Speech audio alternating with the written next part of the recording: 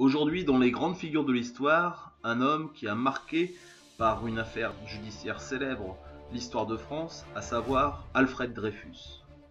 Une affaire d'espionnage dans un contexte de revanche contre l'Allemagne va mettre en effervescence la France entière. Alfred Dreyfus, un officier français, est accusé d'avoir livré aux Allemands des informations confidentielles.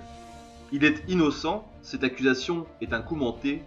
Dreyfus est juif, les antisémites l'ont choisi pour discréditer toute la gauche de l'époque. Mais peu à peu, grâce à l'obstination du frère de Dreyfus, la vérité va éclater.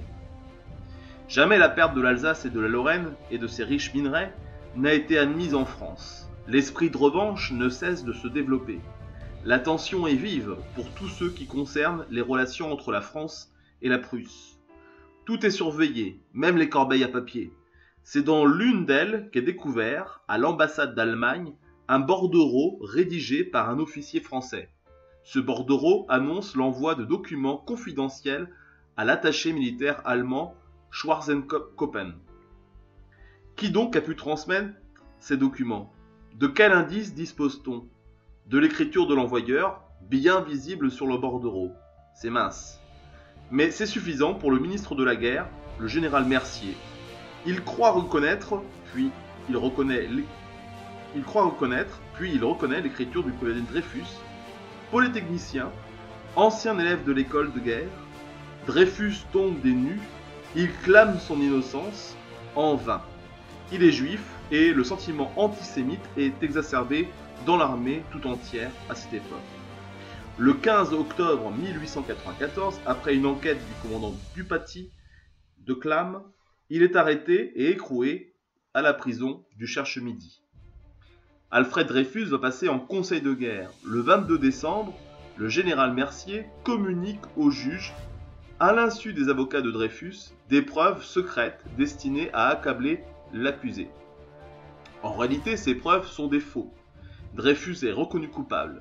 Il est condamné à la dégradation militaire et à la déportation à perpétuité. Le 5 janvier 1895, dans la cour des Invalides, Dreyfus est dégradé. Le 21, il embarque pour l'île du Diable, en Guyane. Dans le camp de Dreyfus, on ne désarme pas. Son propre frère, Mathieu, n'admet pas le silence coupable qui entoure l'affaire. Il trouve une aide précieuse auprès d'un officier du service de renseignement, le colonel Picard. Celui-ci détient la preuve qu'entre l'attaché militaire allemand Schwarzenkoppen et un officier français d'origine hongroise, Esterházy, joueur invétéré, existe une abondante correspondance secrète. Picard sait qu'il tient le coupable, pour lui, c'est Esterházy. Le 10 janvier 1898, Esterházy passe devant le conseil de guerre, qui la quitte. Dès lors, partout en France, dans les usines, dans les bureaux, dans les chaumières, les campagnes, les familles, dans les ménages même, deux camps vont s'affronter, parfois violemment, les Dreyfusards, c'est-à-dire toute la gauche radicale, les socialistes, qui suivent Jaurès, et les anti-Dreyfusards, la droite nationaliste, autour de Déroulède, soutenue par la presse catholique. Émile Zola suit l'affaire. Convaincu de l'innocence de Dreyfus, il déclare « La vérité est en marche, rien ne peut plus l'arrêter ». Conscient de l'immensité du mensonge, il propose au journal L'Aurore une lettre ouverte au président de la République.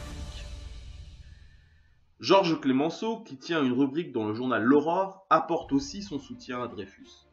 C'est lui, Clemenceau, qui trouve le titre choc de l'article de Zola. « J'accuse ». Le 13 janvier 1898, l'article paraît. Sentant que la vérité pourrait éclater, des officiers anti-Dreyfusards, dont le colonel Henry, fournissent de nouveau de fausses preuves de la culpabilité du capitaine Dreyfus. Quant à Zola, il est déféré devant la cour d'assises de la Seine, condamné à 1 an de prison et à 3000 francs d'amende. Le 18 juillet, sa condamnation est confirmée. Le 8 juillet 1898, le colonel Picard, dans une lettre ouverte au président du Conseil, affirme que les pièces qui ont fait condamner Dreyfus en 1894 sont des faux. 5 jours plus tard, il est arrêté et lui aussi emprisonné. Esterházy est également emprisonné, mais pour escroquerie. En août, coup de théâtre, convoqué le 30 par le ministre de la Guerre Godefroy Cavaignac, le colonel Henry avoue enfin avoir créé de toutes pièces de faux documents pour faire condamner Dreyfus. Aussitôt, il est enfermé au Mont Valérien. On prend le soin de lui laisser des affaires de toilette, dont son rasoir. Le lendemain, 31 août, Henri est retrouvé mort. Le scandale est énorme, le ministre démissionne, son remplaçant Dupuy ordonne la révision du procès. Dreyfus quitte l'île du Diable, il débarque en août 1899 à Quiberon, il est transféré à Rennes où s'ouvre son second procès.